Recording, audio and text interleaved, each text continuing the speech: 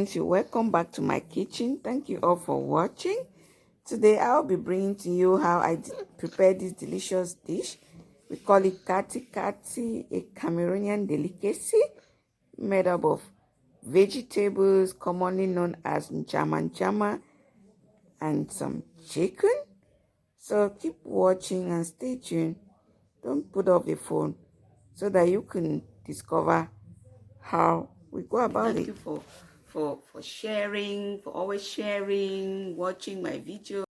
So friends, here are the ingredients that we will need for our kati. We need some tomatoes. I sliced 7 large tomatoes. We also need some palm oil. The palm oil will be adding it in our chicken. Then we have bouillon, Maggi. You can also call it Maggi. We have Galics, ginger already blended, and Habanero pepper. We have some onion.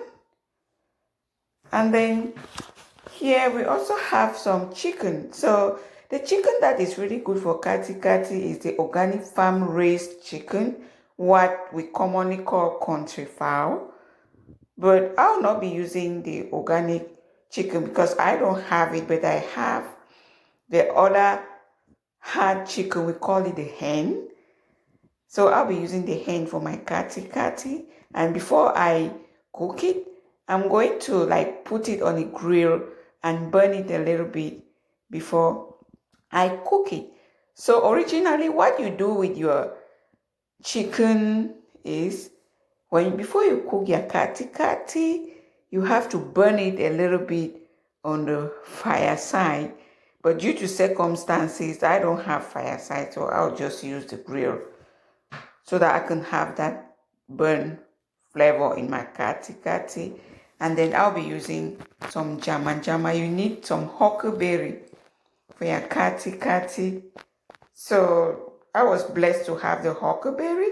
And then I have my secret spice, the African onion. You can call it African nutmeg.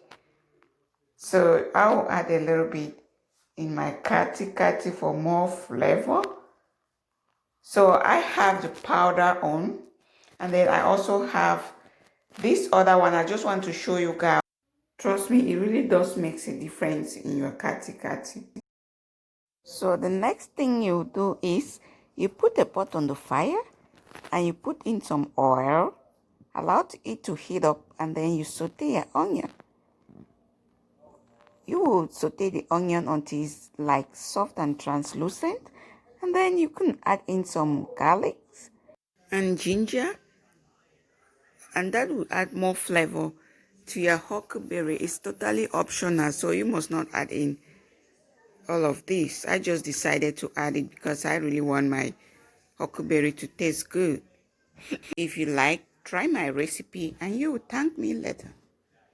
After 3 minutes, you check your pot, you give it a good stir, and then next thing you'll be adding is your tomatoes. So in goes your tomatoes. I'll not be putting all the tomatoes because I will just leave some and add it in my kati, my chicken, when I'm preparing it. So you give it a good stir and you cover the pot and you allow your tomatoes to cook until the sautés disappear. When the tomatoes are ready, you will see it sticking under the pot. So you will know that the tomatoes are ready at that time, and you can then add in your vegetable, your huckleberry or njama. That's how we call it in Cameroon. It's time for us to add in the huckleberry. So let me show you what I do with the huckleberry before I add in the pot. So this is what you do, guys. You add in some salt and seasoning cubes in the huckleberry, mix well before you put in the tomatoes. I just believe when you do that, it will mix well rather than putting it in a pot before adding its seasoning cubes. And so that's how I do mine, but it's optional. Just go with the method that is easy for you. After mixing the vegetables well, you put it in the pot, and as you can see, I just put mine in the pot and you stir well so that it can mix with the tomatoes. I decided to fry my vegetables with canola oil, but you could still use palm oil, but I didn't use palm oil because I will add in palm oil in my chicken. Huckleberry is ready. Let's move to the chicken. This is how the chicken looks like after I take it out from the grill. Actually, when you burn it, it has a burnt skin. You really see how it's a little burnt, but since I put it on the grill, it looks different. So the next thing that I'll do, I'll add in a little bit of water because I'll have to just like boil the chicken a little bit with some ginger and garlic and some spices before I add in the palm oil. So the next thing that I'll add is my ginger and garlic. So in goes my ginger and garlic. Totally optional, guys. You must not add this, so you can just decide to add in your oil, your seasoning cube, I mean your bouillon, and your salt, some salt, the way we cook it in the village. So I'll also add in the rest of the onion and tomatoes just for more spicing. I like spicy food, so I'm just adding it to give it that extra nice, delicious taste. If you are enjoying this video, please give it a thumbs up. I'll really appreciate that. Then you can now cover the pot and allow it to boil for like 5 minutes. The kati is boiling. Meanwhile, my vegetable is on the other side getting ready. I have my kati right here. I'm going to add in the Habanero pepper. Then I add in the oil.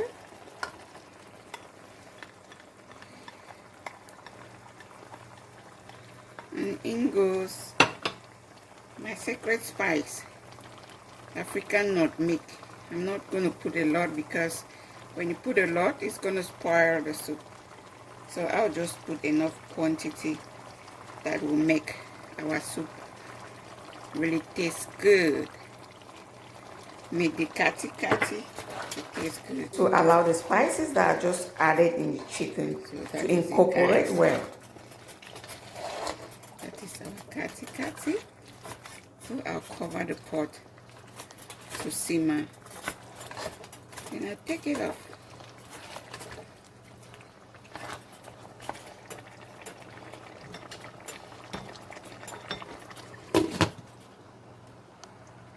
As the kati is getting ready, let's move over to the other side of the stove and check our water.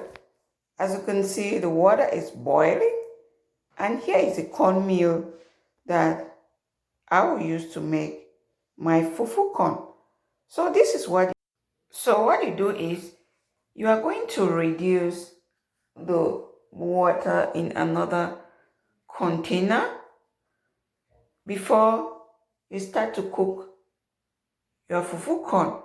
But do not just pour in the cornmeal directly in the water and you start turning. What you do is mix a little quantity of cornmeal with cold water, and then you gradually pour it in the pot while stirring in the clockwise or anti-clockwise direction. This will permit the fufu corn not to have any lumps. So you stir the same way that when you are cooking your pap, you stir. Look at that. You just have to stir the same way you stir the pot when you are cooking pap.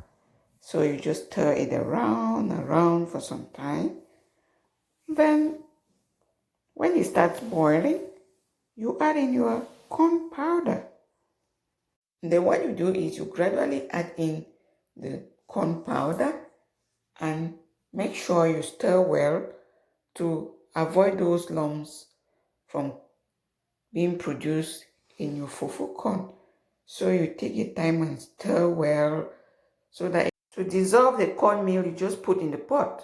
So when you're stirring and you notice that maybe the mixture is too thick, add in some more water and then you try to mix well. When you notice that it is well mixed, you are going to add in more water, but this time around, you just add in the water and then cover the pot and allow it to cook. So when you are cooking your fufu corn, guys, take note of the consistency. So if you want the fufu corn not to be too hard, add in enough water before you cover the pot. When I say enough water, I mean you put water that will render the paste not to be too thick. Look at the way mine is. So just watch and see. When I mix it, you will see how the paste is. Look at my fufu, guys. At this point, I'll just mix it well and that's it. My fufu corn is ready. And I'll just go ahead and take it off the fire. Then wrap it ready to be served. I will be using the transparent cling wraps to wrap my fufu corn. You can use foil paper, or natively in Cameroon we use plantain leaves, guys. When you wrap your fufu with plantain leaves, it has that extra good flavor. I don't know, it just tastes different. This water in the bowl is used just to dip my spoon, then take the fufu corn from the pot. So when you dip the spoon in water, it facilitates the fufu corn to come out easily. When you take it to put on the clean wrap, it's ready to be served.